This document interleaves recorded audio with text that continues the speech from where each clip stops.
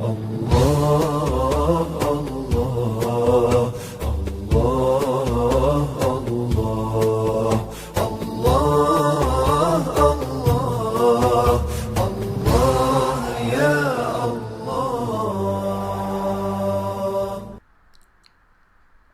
عليكم ورحمة الله وبركاته. الحمد لله والصلاة والسلام على رسول الله وعلى آله وصحبه وسلم. அன்புள்ள சகோதரர்களே சகோதரிகளே, நாங்கள் அல்லாஹு தாலாவின் அழகிய திருநாமங்களை பார்த்து கொண்டு வர்றோம். அந்த தொடரில் நாங்கள் இன்றைய அமர்வில் நாங்கள் அல்லாஹ் அலீம் என்ற அல்லாஹ்ட பண்பை பற்றி பார்க்க இருக்கிறோம். அலீம் என்ற அல்லாஹ் யாவற்றையும் அறிந்தவன் என்றது. இந்த பிரயோகம் வேறுபட்ட அமைப்புகளையும் குரானில் பாவிக்கப்படுது என்னென்றா ஆலிம், அதாவது அலிம என்ற மூலத்திலிருந்து தான் வருவது. இல்ம் என்ற மூலத்திலிருந்து, இல்மெண்டா அறிவு, அலிம என்ற அறிந்து கொண்டான், ஆலிமுன் என்ற அறிந்தவன். அதிலிருந்து வர அந்த சூப்பர்லேட்டிவ் ஃபார்ம் தான் அல்லாம் என்றது. அல்லாமுல் குயூப், மறைவானவற்றை எல்லாம் மிகவும் அறிந்தவன் என்ற கருத்தில் குரானில் நிறைய அல்லாஹ் பற்றி பாவிக்கப்படுது. ஆனால் நாங்கள் படிக்கிற அஸ்மாவுல் ஹுஸ்னால அலீம், அதாவது அலீம் என்ற அந்த அமைப்பு, ஃபைல் என்ற அந்த அமைப்பு எப்படின்னா அவனுடைய ஒட்டி கொண்ட ஒன்று என்று நாங்கள் பாவிப்போம். அதாவது சகீர் என்றா சின்ன ஆள், அவர்கிட்ட சேர்ந்து கொண்ட பண்பு அல்ல, அதாவது அவர் தயாளன் அப்படின்றதல்ல, சின்னவர், அவருடைய இயல்பிலேயே சின்ன. அது மாதிரி அலீம் என்றால் அவன் அடிப்படையிலேயே அவன் அறிவுள்ளவன் என்ற கருத்து. அப்போ அந்த வகையில் நாங்கள் இன்றைக்கு நாங்கள் பார்க்கிறது அல்லாஹ் ஆலிம் என்றது அல்லாஹ்ட பெயர் இருக்குது. ஆனால் அது 99 திருநாமங்களில் இல்லை. அல்லாமுல் குயூப், மறைவானவற்றை நன்கு அறிந்தவன் என்ற பெயர் குரானில் நிறைய வருவது. அலீம், அல்லாஹ் அடிப்படையில் அறிவின் மூலம் அல்லாஹ் தான் என்ற அந்த கருத்துலேயும் வருவது.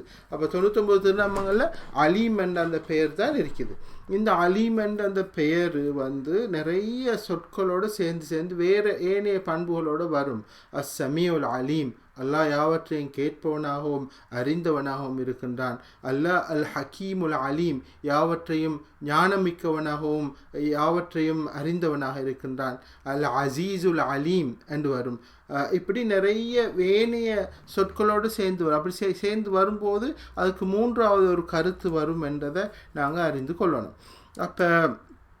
அப்போ இதை நாங்கள் எப்படி விளங்கி கொள்றதுன்றதை பொறுத்தவரையில் அல்லாஹ் அறிவுட மூலம் அல்லாஹ் தான் நாங்கள் விளங்கி, சக்தியிட மூலம் அல்லாஹ் என்று நாங்கள் விளங்கி கொள்கிற மாதிரி யார் ஒருத்தர் என்ன செய்யங்கிறதுக்கும் அது அல்லாஹ் கொடுத்தா தான் அது செய்யலாம். லா ஹவுல வலா குவத்த இல்லா பில்லான்னு சொல்லுவோம். லா ஹவுல, எந்த சக்தியோ எந்த ஒரு ஆற்றலோ அல்லாஹ் கொடுத்ததன்றி, அல்லாஹ்விடம் இருந்தன்றி வேறு யாருக்கும் இல்லை என்று நாங்கள் சொல்கிற மாதிரி அறிவும் அது அல்லாட்ட உள்ள ஒரு விஷயம். அறிவிட மூலம் அல்லாஹு தாலாவாக இருக்கிறான். அவன் அனுமதிச்சவங்க தான் அவன் அறிவிலிருந்து யாரும் பெற்றுக்கொள்ள எல்லாமே அல்லாமல் அவன் அனுமதிக்கணும் என்றதை நாங்கள் விளங்கி கொள்ளணும். அதை நாங்கள் அதுக்கான ஆதாரம் ஒன்று சொல்கிறதா இருந்தால் நாங்கள் இப்படி விளங்கி கொள்ளணும். அதாவது அதாவது ஆயத்துல் குர்சியில் அல்லாஹ் தன்னை பற்றி சொல்கிறான் இல்லையா? ஏன் அவன் வணங்கப்படணும், எந்த வகையில் அவன் தான் வணங்கப்பட தகுதியானவன் என்றதை விளக்கப்படுத்துறது தான் ஆயத்துல் குர்சி. அல்லாஹ் லா இலாஹ இல்லாஹு, அவனை தவிர வணக்கத்துக்குரியவர் யாரும் இல்லை. அல் ஹை என்ற அவன் எப்போதுமே உயிருள்ளவன். அல் கய்யூம், இந்த பிரபஞ்சத்தை நிர்வாகம் செய்பவன். லஹு மாஃபி ஸமாவாத்தி மாஃபில் அர்த், இந்த வானங்கள் பூமி அவனுக்குத்தான் சொந்தம். யஅலமு மா பைன ஐதீஹிம் வமா கல்ஃபஹும், அவர்களுக்கு முன்னால் உள்ளவற்றையும் அவர்களுக்கு பின்னால் உள்ளவற்றையும் அவன் தான் அறிகின்றான். இந்த பண்புகளின் காரணமாக தான் அவன் தான் வணங்கப்பட வேண்டும் என்ற அந்த ஆகியமனத்தை அல்லாஹ் தாலா முன்வைக்கிறான். அதில் அல்லாஹ் தாலா சொல்கிறது என்னென்னா, வலா யுஹீதூன பிஷைஇன் மின் இல்மிஹி இல்லா பிமா ஷா, அவன் அறிவிலிருந்து அவர்கள் எதையுமே அறிந்து கொள்ளப் போவதில்லை. இல்லா பிமா ஷா, அவன் அனுமதித்தாலே அன்றி. எதையெல்லாம் அல்லாஹ் அனுமதிக்கின்றானோ மனிதர்கள் அறிந்து கொள்ளணும் என்று, அப்போ அந்த அனுமதிக்கிற அந்த எல்லை அளவில் தான் மனிதர்கள் அவற்றையெல்லாம் அறிந்து கொள்கிறாங்க என்றதுதான். எனவே அறிவுட மூலம் அல்லாவாக இருக்கிறான், அல்லாஹ் அலீமாக இருக்கிறான், அல்லாமுல் குயூபாக இருக்கிறான், அல்லாஹ் ஆலிமு கைபிஸ் ஸமாவாத்தி வல் அர்த், வானங்கள் பூமியில் உள்ளவற்றை எல்லாம் அறிந்தவனாக இருக்கிறான் என்ற நிலையில் அல்லாஹ் தான் அறிவின் மூலமாக இருக்கிறான். அப்போ அந்த வகையில்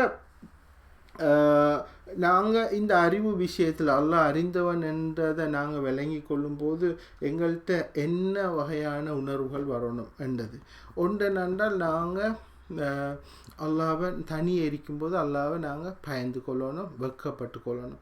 அல்லாவும் ஒருத்தனாக இருக்கிறான் என்னோட என்ற விஷயத்தில் நாங்கள் எப்போதுமே அந்த உணர்வை கொண்டு வர பார்க்குறது. மாயக்கூன் மின் நஜ்வா மின் சலாசத்தின் இல்லாஹு ராபியகும், அவர்கள் மாயக்கூனு மின் நஜ்வா சலாசத்தின் இல்லாஹு ராபியகும், அவர்கள் 3 பேரிருந்து ரகசியம் பேசினால் 4ஆமவனாக அல்லாஹ் இருக்கின்றான். வலா ஹம்சத்தின் இல்லாஹு வசாதிசும், அவர்கள் 5 பேரிருந்து பேசினால் 6ஆமவனாக அல்லாஹ் இருக்கின்றான். வலா அதுனா மின்தாலிக்க வலா அக்ஸர இல்லாஹு அமாஹும் ஐனமா கானு, அதற்கு குறைவாகவோ அதற்கு கூடுதலாகவோ அவர்கள் எங்கிருந்து தான் எதைத்தான் பேசினாலும் அல்லாஹும் ஒருவனாக இருக்கின்றான். நம்ம கானு சும்ம யுனப்பிஹும் பிமா அமிலு யௌமல் கியாமா, மறுமை நாள் என்று வந்துட்டால் அப்போ அவங்க என்ன செஞ்சு கொண்டிருந்தாங்கன்றதை அல்லாஹ் அறிவிப்பான் அவங்களுக்கு என்று அல்லாஹ் சொல்கிறான். எனவே அல்லாஹ்ட ப்ரெசன்ஸ், அல்லாஹ்ட அறிவு எல்லா இடத்துலையும் இருக்குதுன்ற வகையில் நாங்கள் எங்கள்ட பேச்சில், எங்களோட சிந்தனையில் கூட, எங்களோட நடவடிக்கைகளில் கூட அல்லாவும் ஒருவனாக இருந்து பார்த்து கொண்டிருக்கிறான் என்றதை மனதில் கொள்ள. உண்மையில் சொல்கிறது லேசி, செய்கிறது எவ்வளோ கஷ்டமானதுன்றதை சொல்கிற நானும் அதை கேட்டுக்கொண்டிருக்கிற நீங்களும் நன்கு அறிந்தவங்களாக இருக்கிறீங்க. அல்லாஹ் சொல்கிறான், யஅலமு ஹாயினத்தல் அயுனி வமா துஃபி சுதூர், அல்லாஹ் கண்கள் செய்கின்ற திருதாளங்களை கூட அறிகின்றான். வமா துஃபி சுதூர், உள்ளங்கள் மறைக்கப்பட்டிருக்கின்ற, உள்ளங்கள் மறைத்து கொள்வவற்றையும் அல்லாஹ் அறிகின்றான் என்று அல்லாஹ் சொல்கிறான். எனவே அல்லாஹ்ட ஞானம், அல்லாஹ்ட அறிவு மிகவும் நுணுக்கமானது என்றதை நாங்கள் விளங்கி அல்லாஹ்வை நாங்கள் பயந்து கொள்ள பார்க்கணும். அடுத்தது இந்த அறிவு விஷயத்தை, எனவே அல்லாஹ் தான் அறிவிட மூலம் அல்லாஹ்ட்ட இருந்தால் அறிவு வரணும் என்றதால் நாங்கள் இந்த அல்லாஹ்கிட்டே நாங்கள் கேட்கணும், அல்லாஹ் என்ன ஒரு அறிவுள்ளவனை ஆக்குன்ற. அப்போ அது பெருமைக்காக இல்லை, ஒரு அறிவுன்றது ஒரு விஷயங்களில் கவனமாக செய்கிறதுக்கான ஒரு அடிப்படையான மூலமாக இருக்குது. அல்லாஹ் அறிவுள்ளவனாக இருக்கிறதால, அதாவது தஹல்லக்கு பி அஹ்லாக்கில்லா, நீங்கள் அல்லாஹ்ட பண்புகளை நீங்களும் எடுத்துக்கொள்ளுங்க என்று சொல்கிற அந்த விஷயத்தில் உள்ள கூனு ரப்பானியின், நீங்கள் அல்லாவை ஃபாலோ பண்ணுறவங்களாக, அல்லாவின் ஆட்களாக இருங்கன்ற வகையில் அல்லாஹ்ட அந்த பண்புகளை நாங்களும் எடுத்துக்கொள்ள எதிர்பார்க்கப்படுவது. எனவே நாங்கள் அறிஞர்களாக, அறிவுள்ளவங்களாக இருக்கணும். ஸல்லல்லாஹு அலைஹி வஸல்லம் சொன்னாங்க, அல்-உலமா வரஸத்துல் அம்பியா, அறிஞர்கள் இந்த மார்க்கத்தையோ அல்லது விஷயங்களையோ நன்கு அறிந்து கற்றுக்கொண்டவங்க நபிமார்களுடைய வாரிசுகள் என்று ஸல்லல்லாஹு அலைஹி வஸல்லம் சொன்னாங்க. எனவே அது அறிஞ்சவர்களாக இருக்கிறது எதிர்பார்க்கப்படுவது, தூண்டப்படுவது.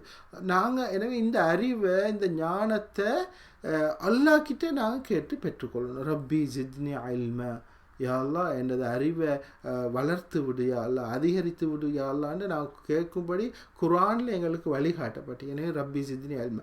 அப்போ அந்த அறிவு என்றது, அந்த அறிவோட அதிகரிப்புன்றது அல்லாஹ் சொல்லிக்கிறான். என்னென்றால் வத்தக்குல்லாஹ வ யுஅல்லிமுக்குமுல்லாஹ், நீங்கள் அல்லாஹ்வை பயந்து கொள்ளுங்க, அல்லாஹ் உங்களுக்கு படித்து தருவான் என்று.